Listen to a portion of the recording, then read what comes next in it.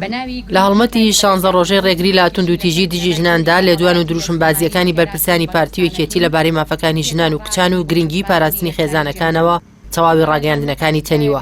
کاتێکی سەرنجی دەستگا میدیاییەکانی خودی ئەو دوو حیزبە دەدەیت، هەز بە دوو دنیای جیاواز دەکەیت. بە جۆرێک لە یەکەمیاندا ئامانج پاراستنی خێزان و ئافرەتە، بەڵام ئەوەی لەو میدیایانەدا دەگوزارێت جگە لە بەلا ڕێدابردن و تێکدانی شیرازەی خێزانی شتێکی دیکە نییە.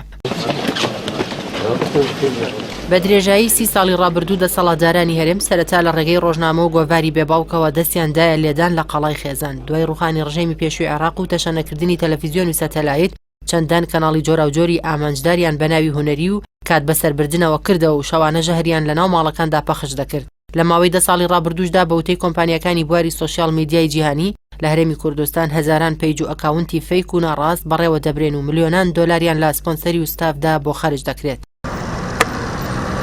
بەرپرسانی یەکێتی و پارتی وێڕای ئەوەی مۆنۆپۆلی مەیدانی سیاسی و سەربازی هەرێمیان کردووە و دەستیان بەسەر بازاڕەکاندا گرتووە، فازای میدیا و ڕاگەیاندنیشیان لەسەر خۆیان تاپۆ کردووە و لە پێناو بەردەوامیدان با حکومڕانیەکەی خۆیان بە جددی کار بۆ بێئومێدکردن و بێ ئیرادەکردنی گەنجان و سەرقاڵیکردنیان دەکەن بە دۆسی پڕبووچەوە. ئەو میدیایانە کە تا ئێستا چرخی زەمان بەڕووی ئەواندا دەسوڕێت، دەیان مرۆڤی نەزانیان کردوتە فیگەری سەر شاشەکان. هیچ بەهایەکی کۆمەڵایەتی و ئادابی کوردی و تەنانەت هەستی ژنبوون ناپارێزن و کەسایەتی مرۆڤی کوردیان ڕوشاندووە.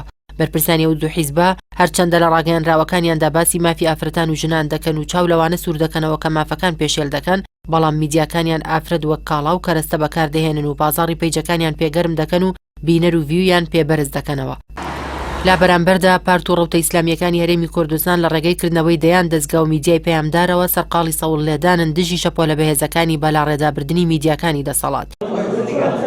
بەڕای چاودێران جیاوازی نێوان ئەو میدیایانەی بەپارەی نەوت بەڕێوە دەچن لەگەڵ میدیای ئیسلامیەکاندا وەک جیاوازی ئاسمان و ڕێسمانە و هەمووان هەستی پێدەکەن. ئەو ژەهرەش میدیای ئەلمانیەکان دەیبەخشنەوە ئاسۆی بینینی کۆمەڵگای لێڵ کردو و کاریگەری زەبەلاحی لەسەر ئاشتی کۆمەڵایەتی هەرێمی کوردستان بەجێهێشتووە. دەستگای ئیسلامیەکان کە بە هیمەتی خێرخوازان و ماندوونەناسی خۆبەخشان بەڕێوە دەچن لە سەنگەری بەرگری لێکردنی بەها باڵاکاندا وەک کێو وەستاون و ئومێدیان بۆ خەڵکی کوردستان گێڕاوەتەوە.